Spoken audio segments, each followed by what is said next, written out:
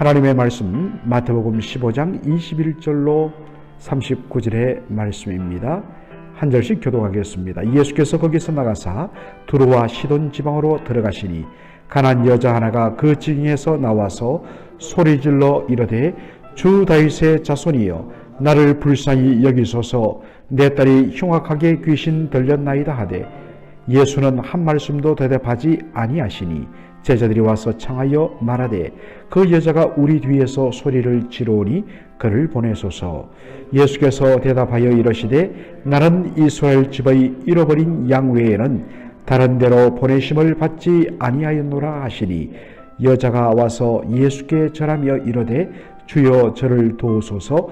대답하여 이르시되 자녀의 떡을 취하여 개들에게 던짐이 마땅하지 아니하니라. 여자가 이르되 주여 올소이다마는 개들도 제 주인의 상에서 떨어지는 부스러기를 먹나이다 하니 이에 예수께서 대답하여 이르시되 여자여 내 믿음이 크도다 내 소원대로 되리라 하시니 그때로부터 그의 딸이 나으니라. 예수께서 거기서 떠나사 갈릴리 호숫가에 이르러 산에 올라가 거기 앉으시니 큰 무리가 다리 저는 자와 장애인과 맹인과 말 못하는 사람과 기타 여럿을 데리고 와서 예수의 발 앞에 앉힘에 고쳐주시니 말 못하는 사람이 말하고 장애인이 온전하게 되고 다리 저는 사람이 걸으며 맹인이 보는 것을 무리가 보고 놀랍게 여겨 이스라엘의 하나님께 영광을 돌리니라. 예수께서 제자들을 불러 이르시되 내가 무리를 불쌍히 여기노라.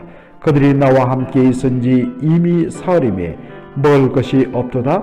길에서 기진할까 하여 굶겨 보내지 못하겠노라.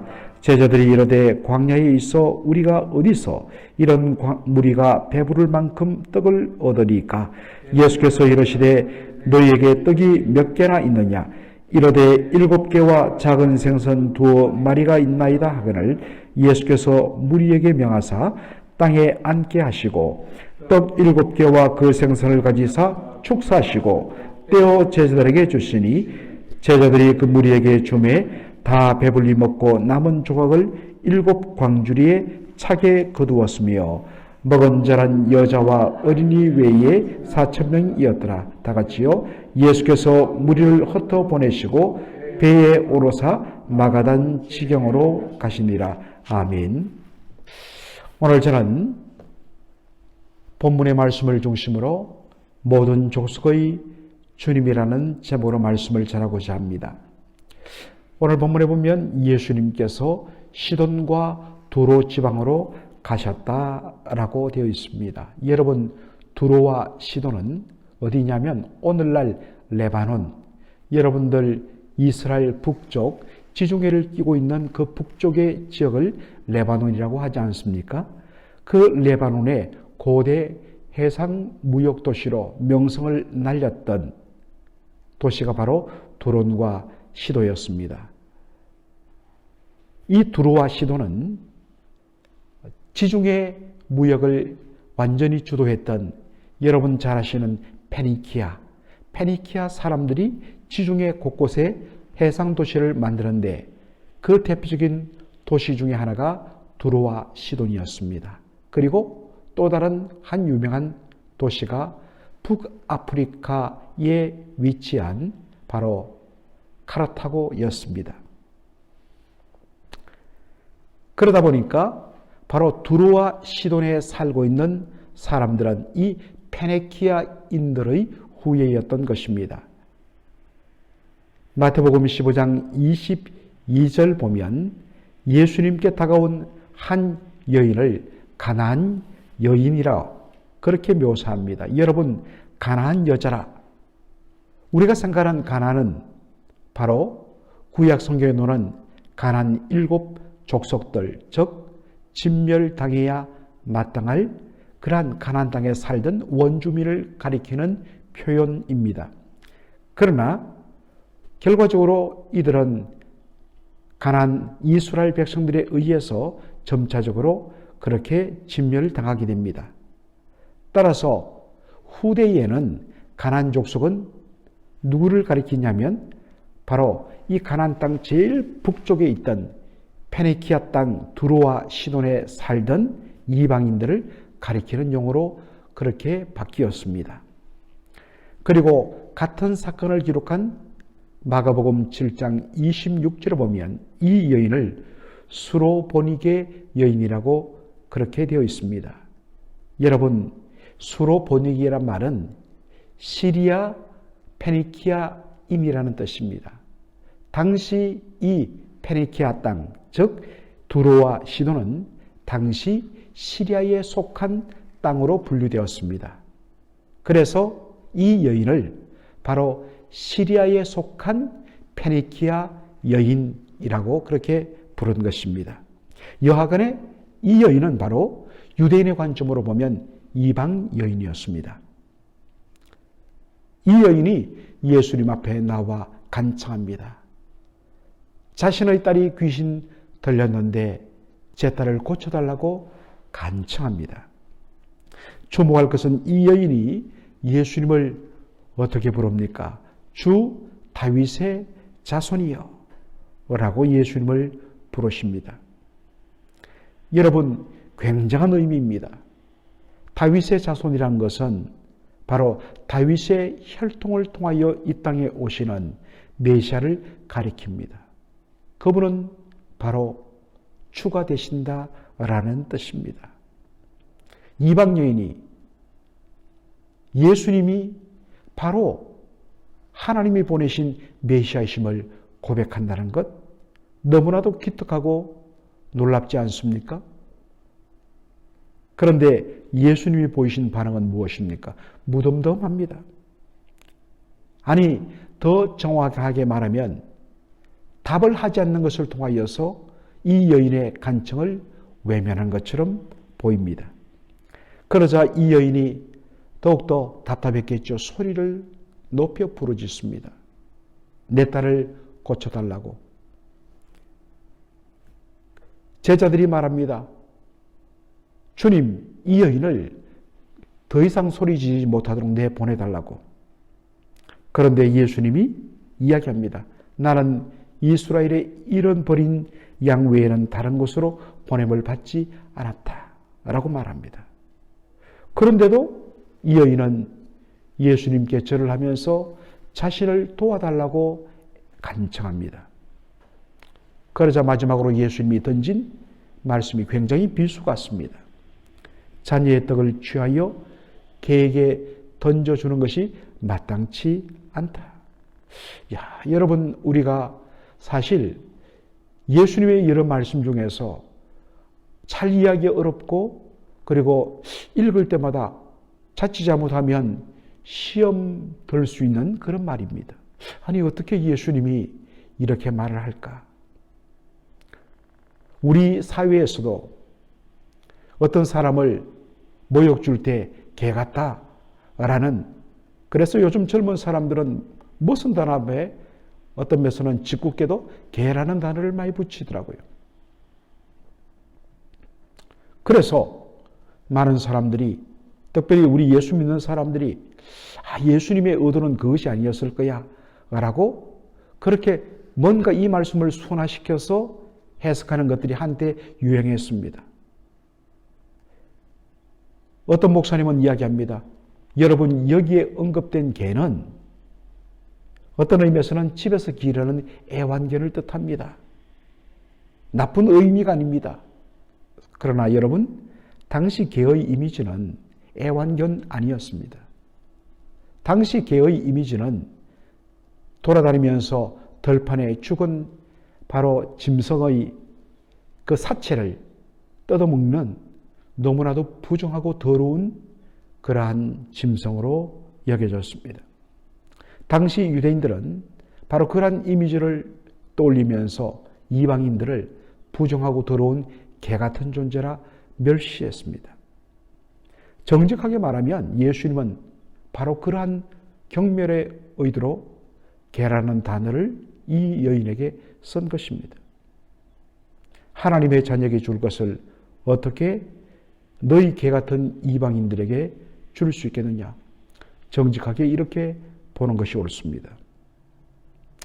자, 그렇다면 우리는 오늘 읽은 이 본문 전체를 통하여 과연 예수님이 정말 이 여인을 개처럼 취급하고 멸시하고 너희들에게는 국물도 없다는 식으로 내치기 위하여서 예수님 이 말씀을 하셨는가? 그렇지 않습니다. 여러분, 지금 예수님이 계신 곳은 어디입니까? 두로와 시돈 땅입니다. 두로와 시돈 땅은 어떤 땅이라고 그랬지요? 예, 고대 페르키아인들이 그 후손들이 살고 있는 이방 땅입니다. 진정 자신이 나는 오직 이스라엘의 잃어버린 양에게만 보냄을 받았단다면 두로와 시돈에 갈 필요가 있다 없다? 없습니다. 그리고 여러분들 오늘 이 본문, 이 사건 이후의 내용들 여러분 한번 읽어보십시오. 예수님께서 어디로 가셨죠?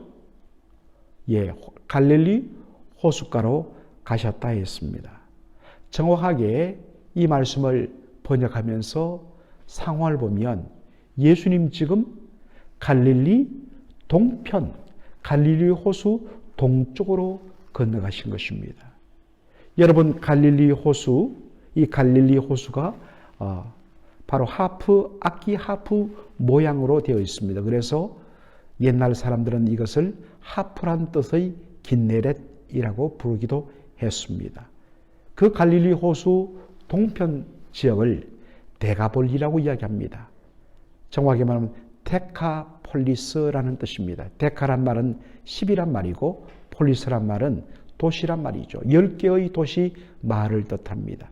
갈릴리 호수 동편 지역의 북쪽부터 아래쪽까지 형성된 10개의 도시는 이방인들이 살고 있던 땅이었습니다. 여러분, 이곳에서 예수님이 하신 일이 무엇입니까? 거기 보니까 참 예수님께서 많은 병자들을 고쳐주셨어요. 제가 오늘 개역 개정판을 가지고 읽은 이유도 개역 한글판에는 별로 좋지 않은 비속어들이, 장애인들에 대한 비속어들이 나오기 때문에 그래서 제가 개역 개정판으로 읽었습니다.